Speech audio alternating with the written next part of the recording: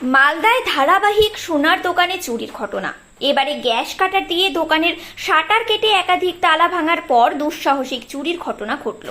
ঘটনাটি ঘটে ইংলিশ বাজার থানার কাজীগ্রাম গ্রাম পঞ্চায়েতের চণ্ডীপুর এলাকায়। জানা যায়, সংশ্লিষ্ট এলাকায় রাস্তার ধারেই গ্রাম পঞ্চায়েত থেকে ঢিলছোড়া দূরত্বে তাপস সাহা নামে এক ব্যবসায়ীর সোনার দোকান রয়েছে। গতকাল গভীর রাতে দুষ্কৃতীরা তালা ভেঙে এবং শাটার কেটে সোনার দোকানে চুরি করে। সোনা এবং চাঁদি মিলিয়ে প্রায় 2 লক্ষ টাকার অলংকার ছিল। প্রমাণ লোপাট করতে দোকানে থাকা সিসিটিভির হার্ড ডিস্ক নিয়ে পালিয়েছে দুষ্কৃতীরা।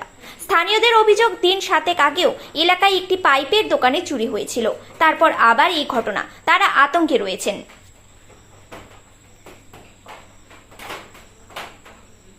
কালকে সাড়ে সাতটা দোকান বন্ধ হয়ে গেলাম। আজকে সকালবেলা 5টার দিকে ফোন করে বলে আমাকে যে আমার দোকানে শাটার কাটা।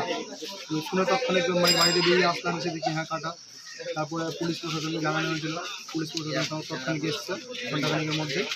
তারপর তদন্ত চলছে। জানি সিসিটিভি ছিল, হ্যাঁ সিসিটিভি ফুটেজ পাওয়া গেছে কিছু? না, সিসিটিভি হার্ড ডিস্ক নিয়ে চলে গেছে। কী চাইছেন আপনারা? দিয়েছি আগেও তো শুনে দোকান চুরি হয়েছে, আতঙ্কিত ছিলামই আমরা আগে থেকেও। তারপরে আবার এবার আমার দুষ্কৃতীরা ধরা পড়ে। আপনার নাম? আমার নাম তাপস সাহা।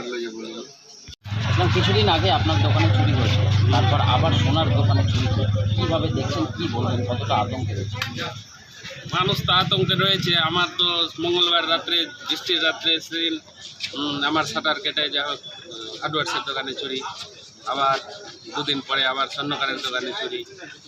তো মানুষ তো আতঙ্কে। এখন প্রশাসন কী করবে, এখন প্রশাসন দেখছে। পুলিশের কী ভূমিকা? পুলিশ তো নিজের কাজ করছে। আমরা তো থানায় ডায়েরি করেছি। পুলিশ কি এলাকায় ঘুরছে রাতে?